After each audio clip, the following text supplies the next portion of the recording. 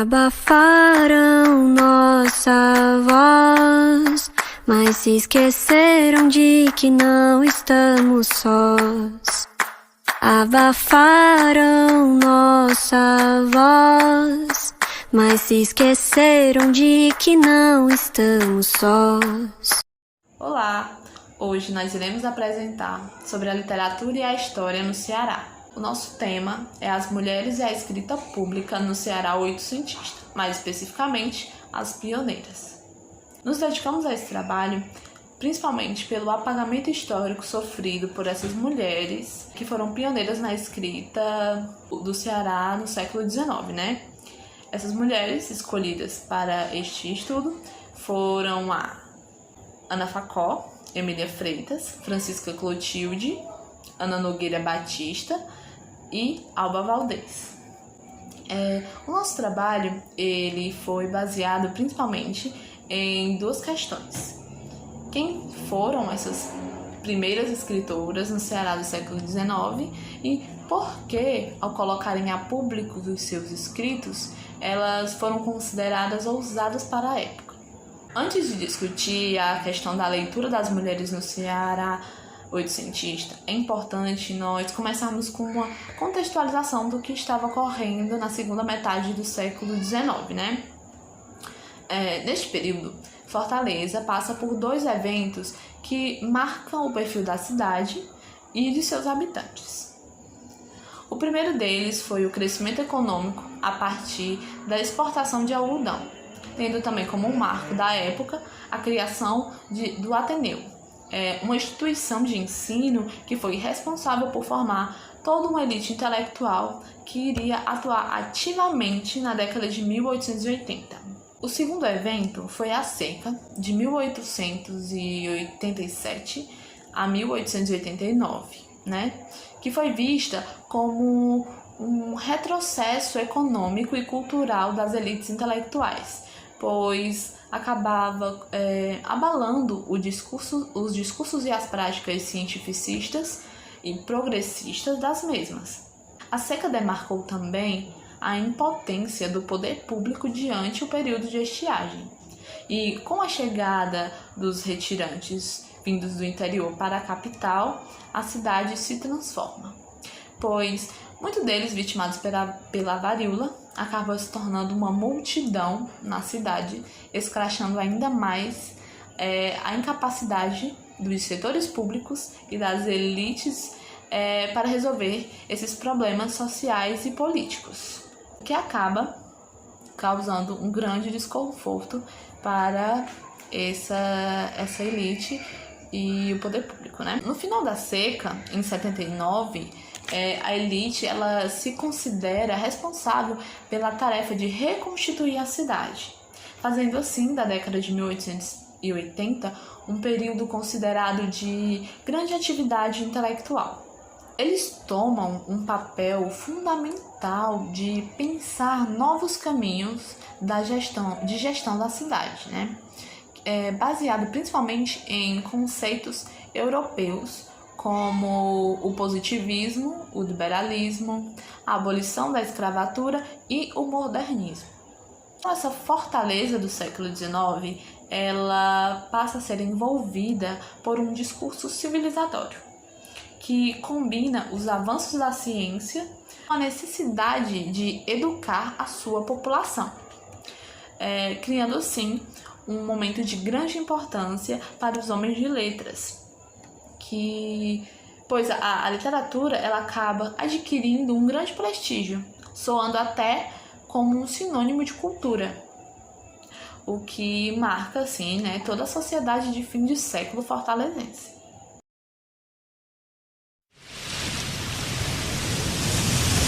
Afinal, a leitura é perigosa para as mulheres? Para responder essa pergunta, nós iremos mais uma vez nos ater à visão da sociedade fortalezense, agora voltada mais para as mulheres. Entre esse boom do campo das letras e o poder simbólico adquirido por aqueles que se dedicavam à literatura, e também na certeza de que através dela era possível ocupar espaços, é que nós compreendemos a escrita feminina da época e assim também a vontade de se colocar a público dessas mulheres. De acordo com Antônio Salles, a mulher cearense do século XIX pouco se fazia presente no meio literário, pois era por excelência uma mulher do lar. E mesmo havendo algumas inteligências brilhantes, elas eram ocultadas perante um véu da modéstia. E que preferiam até viver às sombras, né?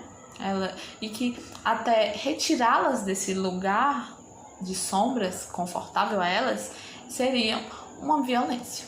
Só que diante das movimentações das pioneiras, nós podemos perceber que o objetivo delas não eram viver às sombras. Também não eram a sua escolha, né? Não eram escolhas suas, não eram a sua escolha viver, serem apagadas da história. A pouca quantidade de mulheres que ousavam colocar os seus escritos e pensamentos a público é produto dessa sociedade, né? Que procurava podar não só o comportamento das mulheres, como também as suas escolhas. As escolhas da literatura e as escolhas de escrever, dos seus escritos, né? O que é interessante é que a principal característica entre a primeira geração das escritoras é a sua formação e a sua profissão. O espaço responsável pela formação secundária delas foi a Escola Normal, criada em 1884.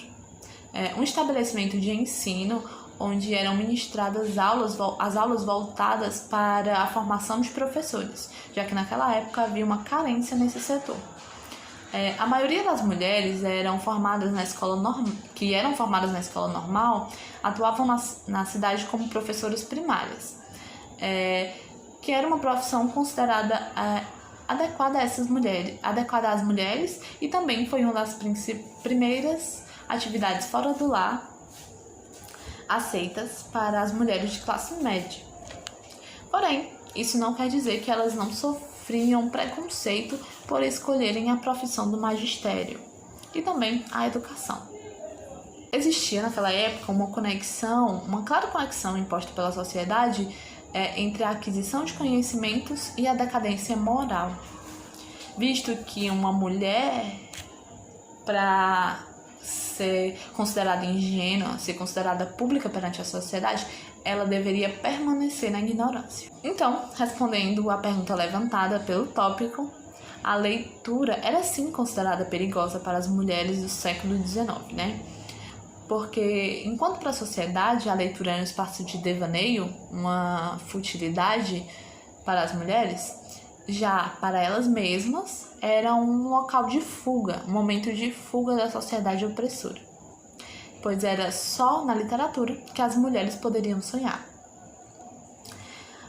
A mentalidade da época apontava a mulher como suscetível a muitas influências externas, consideradas perigosas, né? E por isso era preciso vigiá-las e protegê-las, retirar do seu alcance essas influências pecaminosas, né? Que só serviam para transtornar o seu espírito de mulher ingênua, de mulher pura. Essa vigilância ela se cumpria né, de acordo com um incentivo a determinadas leituras, que numa sociedade que buscava o cientificismo, essas leituras eram de cunho científico, né? Em detrimento da leitura de livros românticos, né? Livros de romance e livros realistas, né? Que eram as leituras perigosas e proibidas, como a Dama das Camélias, de Alexandre Dumas, Lucília, de José de Alencar, e o Primo Basílio, de Eça de Queiroz, né? Que representavam tudo o que não deveria ser seguido por uma moça de família. E assim, enfrentando todos esses obstáculos à leitura e à escrita feminina, que as primeiras mulheres se aventuraram no mundo das letras no Ceará a partir da década de 1880. Elas procuraram demarcar os territórios femininos através da imprensa, dos versos e das crônicas, adentrando assim associações, a jornais e agremiações literárias, buscando assim seu espaço perante a sociedade.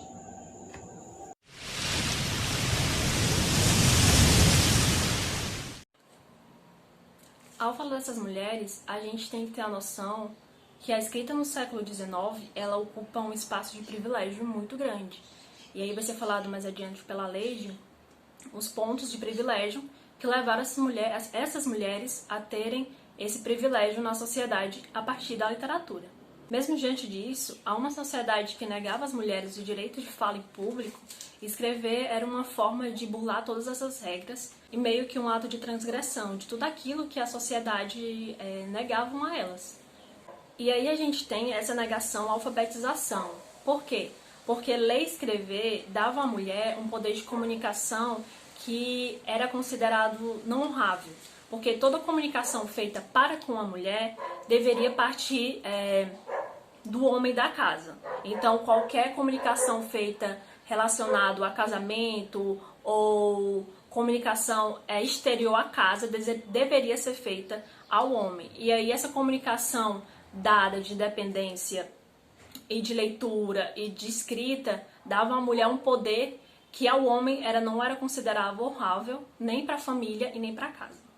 Porque essa mulher que ela escrevia, ela era vista como suspeita, ela era vista como perigosa, ela era vista como fofoqueira e outros mais adjetivos. Principalmente porque escrever e ler dava o poder à mulher de comunicação não só com a sua casa, mas comunicação com os outros. A partir daí, a gente percebe essas mulheres que enfrentam obstáculos que vão além da escrita.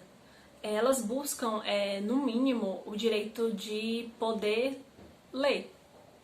E aí a gente vê esse enfrentamento, principalmente contra o anonimato, contra o pseudônimo. E aí essas mulheres elas vão de encontro a tornar a sua escrita pública. E aí eu vou deixar um trecho de um filme para vocês que se chama Além das Palavras, que fala de uma poetisa norte-americana, que é a Emily Dickinson, né?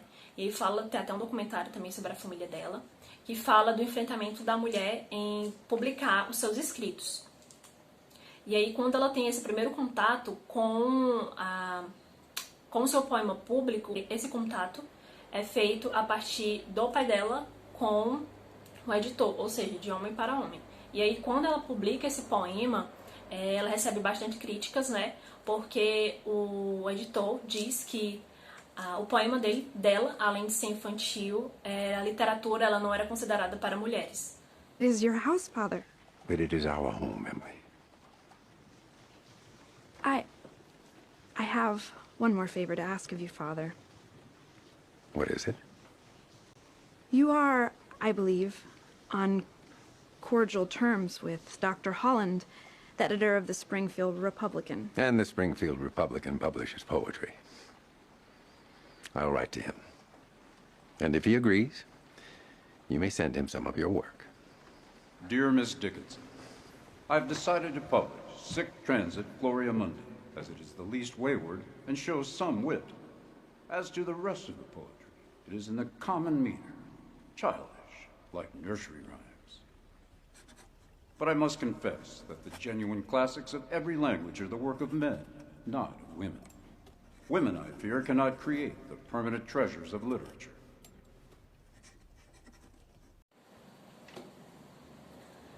E daí quando a gente fala de mulheres que escrevem, a gente tem todo um rompimento dessas mulheres que leem e dessas mulheres que escrevem, né? E aí um livro bastante transgressor seria A Divorciada, né, da Francisca Clotilde, que vai além da visão que a masculinidade quer para que a mulher escreva, que é a mulher do lar ou a mulher para os filhos.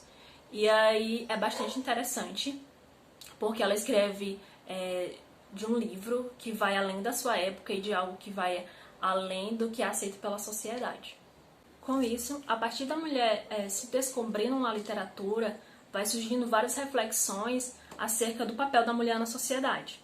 E aí vai surgindo a transformação e a urgência de mudar esses valores e de lutar por independência e o surgimento, principalmente, da inserção dessa mulher na sociedade. E daí vem um grande questionamento, né? Mas por que essa mulher que escreve, ela gera suspeita? Porque a mulher que tem voz, a mulher que lê, a mulher que escreve, a mulher que fala, ela inspira pessoalmente independência, autonomia, e aí com isso ela vai causando medo. Por quê?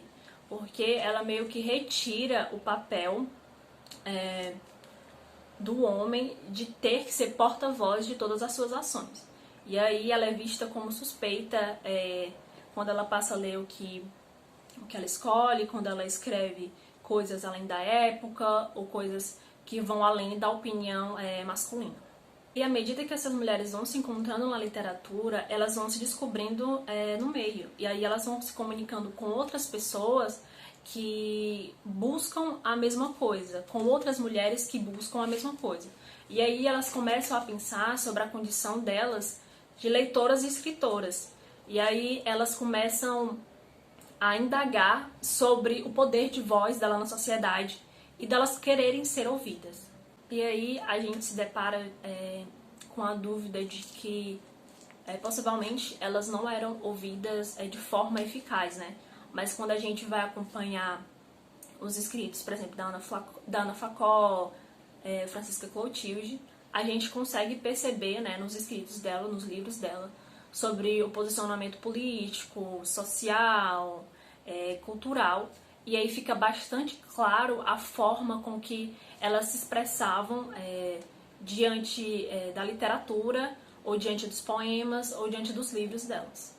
A partir daí, a gente percebe essas mulheres que buscam a emergência de serem ouvidas, de serem publicadas, de serem escutadas.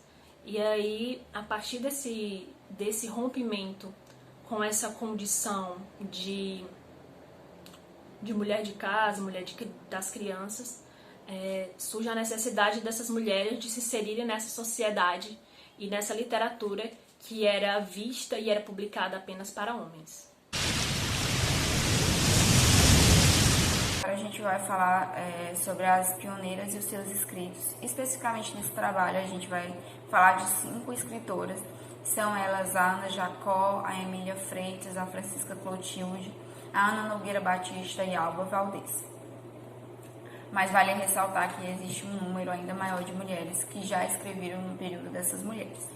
Antes da gente adentrar especificamente em cada escritora e em suas obras, vale ressaltar algumas características comuns a essas mulheres. A primeira delas é que essas mulheres tiveram o privilégio, né, de acesso à educação. A segunda delas é que a maioria dessas mulheres foram professoras, isso porque o magistério era uma das poucas profissões que as mulheres poderiam ocupar fora do espaço, né, do lar, porque essa profissão era considerada uma extensão das atividades domésticas. Mesmo isso sendo uma extensão das atividades domésticas, é importante a gente ressaltar que essas mulheres usaram esse espaço para poder ocupar outros espaços. Um terceiro ponto que vale a pena ser ressaltado é que, transgressoras ou não em suas escritas, essas mulheres, é importante ressaltar que só o fato dessas mulheres terem as suas obras tornadas públicas, isso já era uma grande forma de emancipação feminina.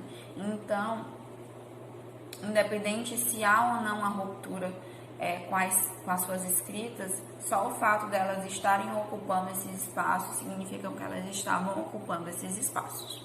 Agora, iniciando com as escritoras, a gente vai iniciar com a Ana Jacó. A Ana Jacó nasce em 1855 aqui no Ceará. Ela não escreve tantos periódicos, porém ela compensa isso em livros. Ela escreve 6 livros. Desses 6 livros eu vou destacar um, que é o romance Rapto Jocoso. A narrativa dessa história, ela se desenvolve quando uma jovem, uma protagonista, se apaixona por um cara e eles se apaixonam, porém aparece uma terceira pessoa, né? Um terceiro homem que decide que também quer casar com ela. Entretanto, esse homem é muito mais velho que ela e a vantagem dele é que ele detém de poder aquisitivo. A família dela concede a mão dela. Entretanto, ela não aceita. Então, eles combinam, a família e esse homem mais velho, de raptar essa mulher, essa jovem, e com isso acabar se casando com ela. E é o que acontece. Isso porque a gente deve lembrar que a mulher, quando ela era raptada e descobriam que ela era raptada, isso manchava não só a honra dela, mas como a honra da família. E a única coisa que poderia resolver isso era o casamento. E a gente pode pensar em outra coisa também, que a vontade dessa mulher não era levada em consideração. Ou seja, ela era um mero objeto dentro desse trâmite de casamento ou não. E a gente pode pensar, né, que mesmo ela não sendo a autora do rapto e não está no meio do planejamento, a palavra dela não tem qualquer valor diante da situação da qual ela é colocada. Dando continuidade, agora a gente vai falar sobre a Emília Freitas. Emília Freitas nasce em 1855, também no Ceará, em Jaguaruana. Ela escreve poemas para jornais e tem 2 livros publicados. O que a gente vai destacar aqui é a Rainha do Ignoto. Isso porque essa obra ela é extremamente incrível para a época, porque é uma ficção fantasia, né? Para quem gosta de Harry Potter, Animais Fantásticos e Onde Habitam, Emília de Freitas já publicava isso há muito tempo atrás. Qual é o grande boom dessa obra? Essa obra ela se desenvolve num mundo imaginário onde existe uma ilha e uma rainha que protege, uma rainha sem rosto, que protege as mulheres que sofrem violência dentro da sociedade. Ou seja, as mulheres que sofrem violência, algum tipo de violência, elas são levadas, né? Elas vão viver em uma ilha onde elas não precisam passar por isso. E aí, é incrível você perceber que nessa obra, né? Nesse pequeno desenvolvimento dessa obra, que essas mulheres, se precisa existir um lugar onde essas mulheres não sofrem violência dentro dessa ficção fantasia, isso pode se refletir dentro da sociedade que a própria Emília Freitas vivia, né? De que as mulheres elas sofriam algum tipo de violência e elas não tinham qualquer fonte de apoio para sobreviver a essas violências. Dando sequência, agora a gente vai discorrer sobre a Francisca Clotilde. A Francisca Clotilde, ela nasce também aqui no Ceará, em Tauá, em 1862. E ela é contista, é professora, é poeta.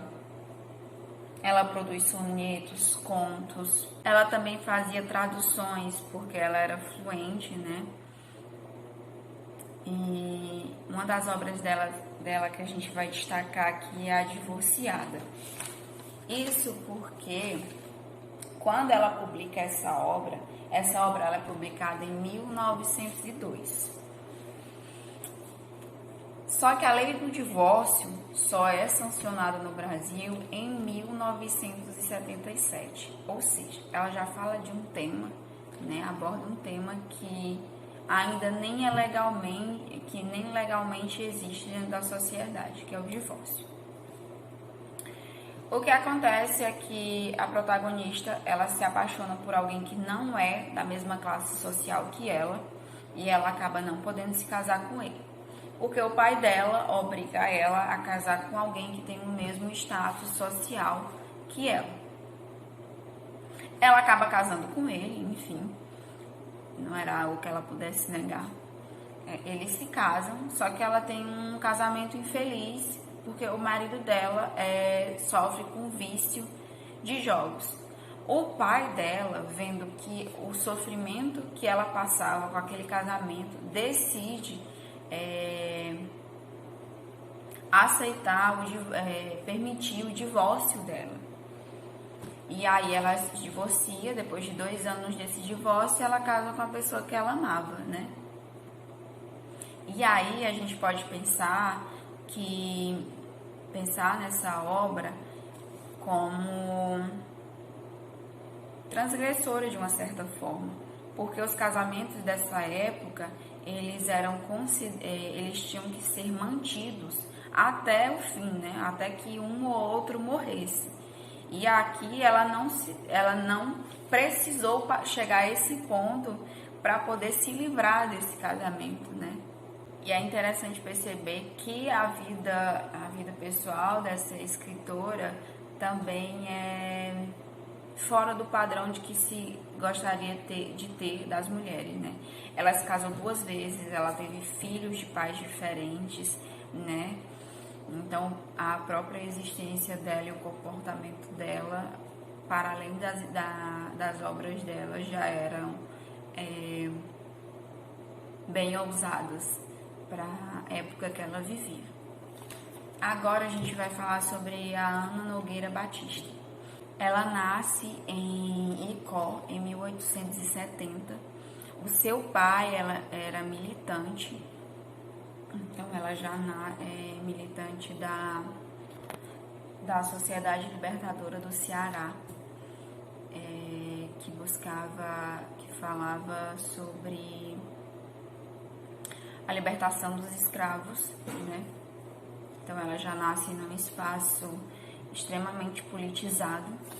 Ela trabalhou na revista O Lírio, ela colaborou com outros jornais também. Ela ganhou um concurso, né, por melhor tradução em francês, ela era fluente em francês. Ela escreveu vários poemas, inclusive um livro de poemas que é o Carmes. E aqui a gente destaca, né, o concurso que ela ganhou de melhor tradução em francês de um poema. Por fim, a gente vai falar da Alba Valdez, que era o nome, o pseudonome de Maria Rodrigues. Essa escritora, ela era a mais transgressora de todas, podemos dizer assim. Ela lutava pelos direitos das mulheres e de forma bem escancarada. Lutava pelo direito do voto, direito da liberdade dessas mulheres. Ela abriu um espaço onde disponibilizava, onde buscava ensinar, tornar acessível a questões de cultura e do direito das mulheres. Ela trabalhou como professora, ela se dedicou a jornais e revistas. Ela tem uma imensa quantidade de obras publicadas voltadas para isso. Como eu falei anteriormente, ela fundou um espaço, e esse espaço era a Liga Feminista Cearense. E esse espaço, ele buscava a emancipação feminina. Dentro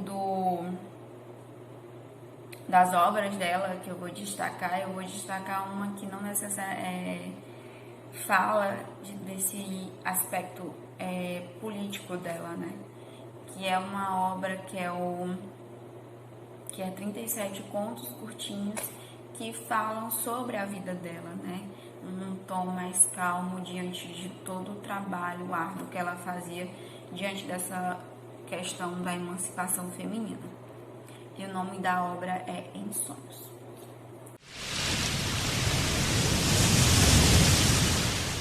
No caso, eu vou estar tratando um pouquinho referente à atuação dessas mulheres pioneiras na cena pública, principalmente na cena literária, política e social do período oitocentista.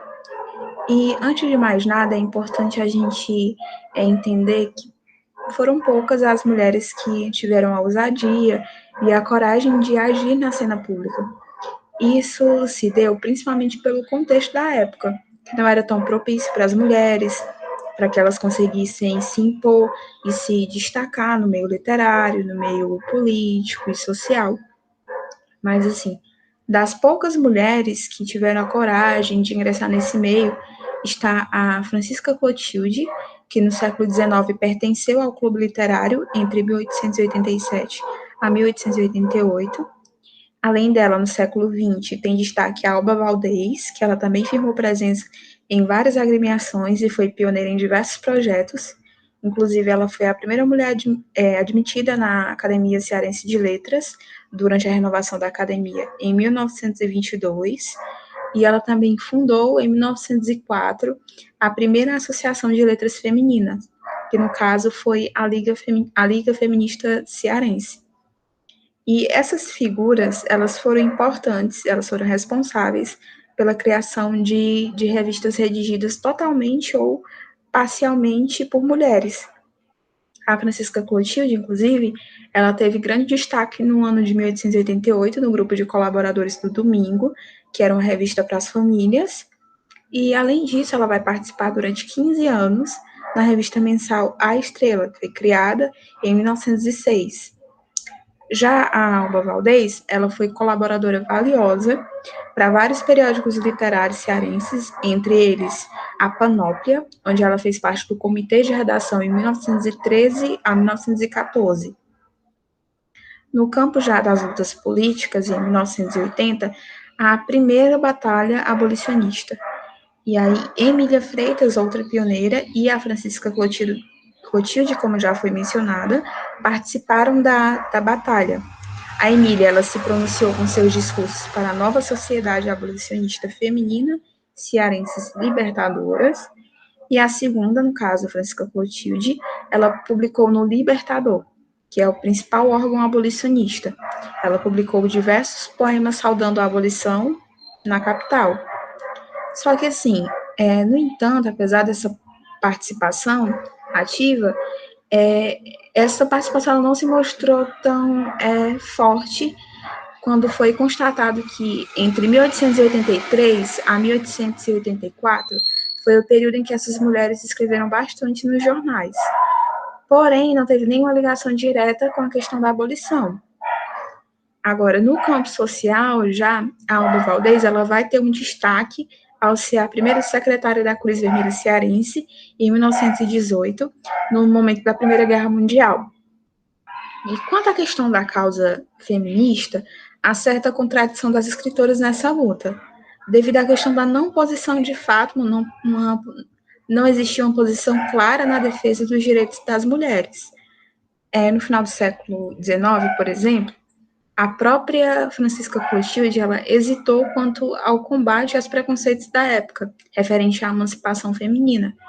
E a gente entende isso como uma consequência da influência da concepção e da idealização da mulher na época, que, no caso, a mulher era idealizada como frágil, como dedicada ao lar, exclusivamente, à família, ao marido.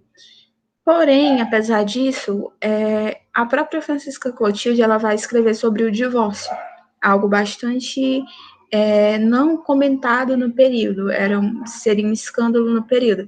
E ainda assim, ela escreveu a respeito disso, viúva, com 2 filhos crescidos, e inclusive ela se envolve na política em 1912, defende a participação da mulher na política, como o direito de votar e o de ser votada, por exemplo.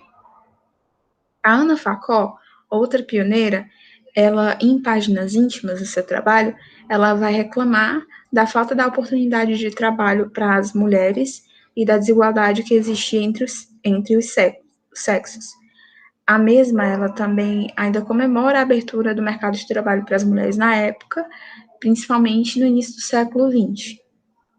E com tudo isso, com todas essas hesitações e contradições, é possível perceber uma certa cautela das mulheres de letras referente à própria luta feminista, que, no caso, a gente pode perceber que era uma influência uma consequência da mentalidade do período e do próprio receio que essas mulheres tinham na não aceitação no mundo literário cearense e da própria reação do meio intelectual masculino cearense.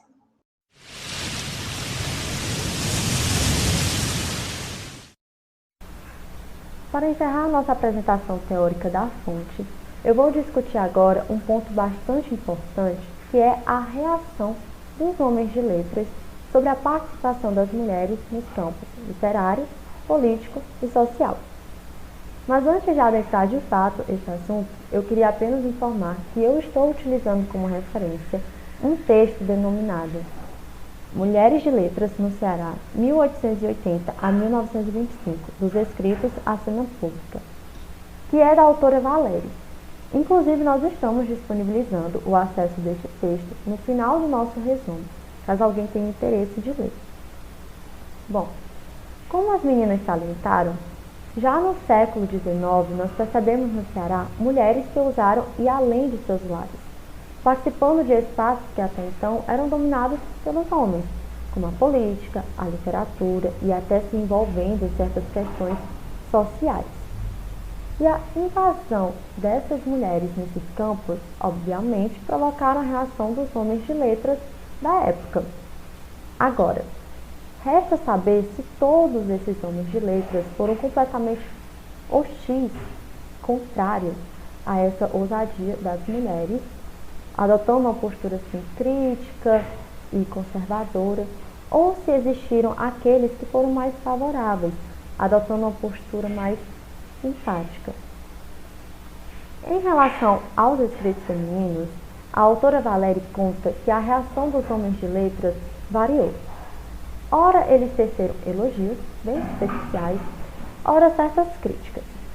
Por exemplo, o Carlos de Vasconcelos, ele elogia na República, em 1901, a Alba Valdez por ter um estilo de escrita muito fluente, as obras da Francisca Clotilde, isso antes dela publicar A Divorciada, por despertarem no leitor um sentimento de admiração, e o livro A Rainha do Ignoto, da Emília Freitas, por ser bastante observador. Ele conta sobre essa última autora que ela descreve cenas e comportamentos de sertanejos bastante condizentes com a realidade. Já o escritor Ricardo de Carvalho, na Revista da Academia Cearense, em 1902, também chega a elogiar o estilo de escrita da Alba Valdez, dizendo-se bastante delicado. Mas quando ele vai tratar da obra Em Sonhos, dessa mesma autora, ele diz que a Alba Valdez ela teria sido mais útil se, ao invés de ter dedicado seu tempo a ideias que ele considera inatingíveis, tivesse produzido um livro de contos para crianças. Ou seja, aqui a gente percebe que ainda existia aquele pensamento de que as mulheres, mesmo estando em outros espaços que não fosse o lar, deveriam se dedicar a questões como a educação das crianças, por exemplo. Além dos elogios e das críticas, no caso, essa variação, a Valéria ela também destaca um desinteresse quase geral dos homens de letras em relação às produções femininas. Isso porque, ao longo das suas pesquisas, ela encontrou pouquíssimos comentários de homens a respeito de textos escritos por mulheres. Agora, em relação aos campos social e político, o que a gente percebe é que, em determinados assuntos, os homens de letras eles foram um pouco favoráveis, até mesmo incentivando as mulheres, e em outros assuntos eles foram completamente hostis, criticando realmente. No caso, a Valéria ela analisa 4 situações que permitem a gente chegar nessa conclusão. A primeira é sobre a defesa do abolicionismo e da república, em que ela diz que os homens de letras, eles incentivaram as mulheres a lutarem ao seu lado. Inclusive o periódico Libertador, em 2 anos diferentes, chegou a convocar diretamente as mulheres a lutarem por essa causa. Não apenas as mulheres de letras, mas as mulheres no geral. Já em relação à educação e ao ingresso das mulheres no mercado do trabalho, os homens de letras, no começo, criticaram bastante, mas aos poucos essa postura começou a mudar. Por exemplo, a Valéria conta que esse mesmo periódico, Libertador, ele, em um determinado ano, no caso em 1884, ele faz comentários bem conservadores em relação a isso. Mas poucos anos depois, ele acaba mudando completamente o seu tom, inclusive elogiando mulheres cearenses que chegaram a se formar em farmácia e em medicina. Já em relação ao voto feminino, o que a gente percebe é que os homens de letras, eles não chegaram a comentar muito sobre esse assunto. Na verdade, a Valéria encontrou um único comentário feito. Eles, na verdade, apenas informavam os avanços desse voto, tanto no Brasil, como nos Estados Unidos, como na Europa, que começaram a acontecer a partir de 1890. Ou seja, há uma certa omissão. E por último, a questão do divórcio. Essa sim, a Valéria deixa bastante claro que era muito criticada, muito hostilizada. Os homens de letra, de maneira nenhuma, apoiavam isso. Até aqui, nós fizemos uma apresentação teórica da fonte escolhida e também algumas considerações sobre a sua abordagem. Mas é preciso comentar também a respeito da sua aplicabilidade. Esse presente trabalho, ele tem algum valor? Como ele pode ser utilizado? Bem, antes de tratar sobre isso, eu queria apenas ressaltar que ainda hoje se percebe uma invisibilização de escritores cearenses, tanto em fontes nacionais como locais. É aquele famoso memoricídio, né? O apagamento de nomes e produções femininas. Então, nós acreditamos que o nosso trabalho, que traz como assunto as pioneiras, assim como outros que também seguem um caminho parecido, eles contribuem consideravelmente para os estudos da literatura cearense, porque além deles trazerem à tona mulheres que foram silenciadas durante tanto tempo, ele também nos permite reformular a nossa visão. No caso, perceber que as gerações que vieram desde a Raquel de Queiroz e que hoje são tão conhecidas, na verdade precisaram da ousadia e da coragem de mulheres como as pioneiras para poder se expressarem nesse campo que é a literatura. Sobre a abordagem da fonte, o que eu tenho a dizer em nome da minha equipe é que a decisão de trabalharmos as mulheres cearenses no século XIX e os seus escritos surgiu quando nós percebemos que dentro da literatura cearense, de fato, existiu aquilo que a pesquisadora Constância Lima Duarte chama de memoricídio, que nada mais é que um apagamento histórico de nomes e produções femininas.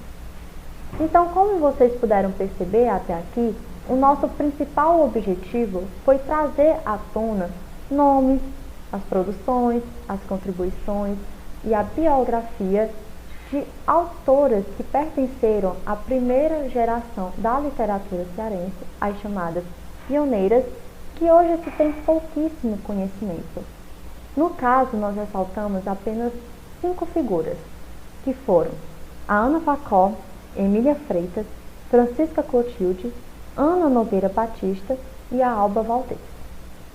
Mas para se chegar até a discussão dessas autoras e entender a importância que elas tiveram para a literatura que existe hoje, já que foram elas que ousaram entrar neste campo, né, que prepararam o terreno da linguagem, digamos assim, nós adentramos outros assuntos também, como os motivos que levaram ao crescimento da elite intelectual aqui no Ceará, a instrução das mulheres e principalmente as dificuldades que essas mulheres encontraram na escrita e na literatura. Quanto à questão das nossas referências, das referências utilizadas na apresentação e na estruturação do nosso trabalho, nós usamos principalmente 3 referências para estruturá-lo, e aí são elas.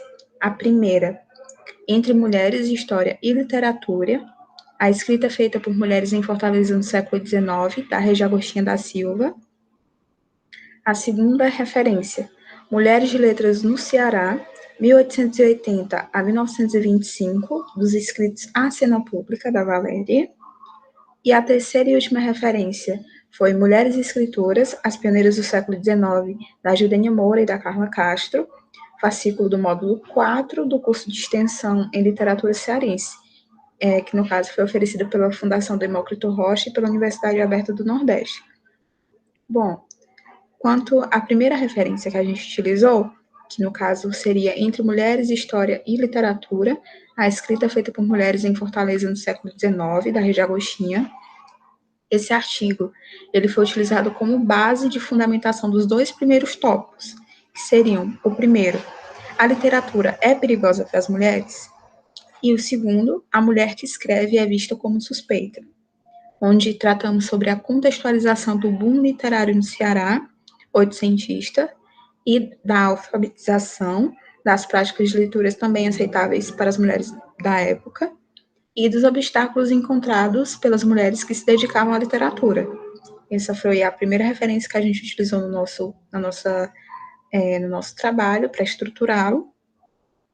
A segunda referência, Mulheres de Letras no Ceará, 1880 a 1925, dos escritos A Cena Pública, da Valéria. E essa referência, nós optamos por acrescentar ela, que no caso é um artigo, a bibliografia indicada pelas informações precisas da atuação da primeira geração dessas mulheres cearenses do século XIX, e nós fundamentamos nele os três últimos tópicos, que no caso seriam as pioneiras e seus escritos, a vida literária, social e política das pioneiras e a reação dos colegas de letras, da apresentação teórica a partir também da divisão dos temas. E, por fim, nós temos a terceira e última referência, que seria Mulheres Escritoras, as Pioneiras do século XIX, da Judênia Moura e da Carla Castro, o fascículo do módulo 4, do curso de extensão em literatura cearense, oferecido pela Fundação Demócrito Rocha e pela Universidade Aberta do Nordeste.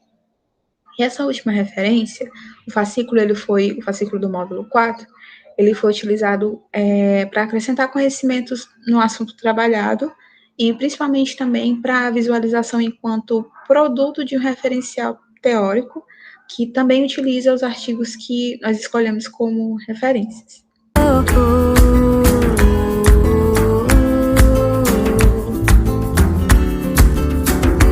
Abafaram nossa voz, mas se esqueceram de que não estamos sós. Abafaram nossa voz, mas se esqueceram de que não estamos sós. Então eu canto pra quem todo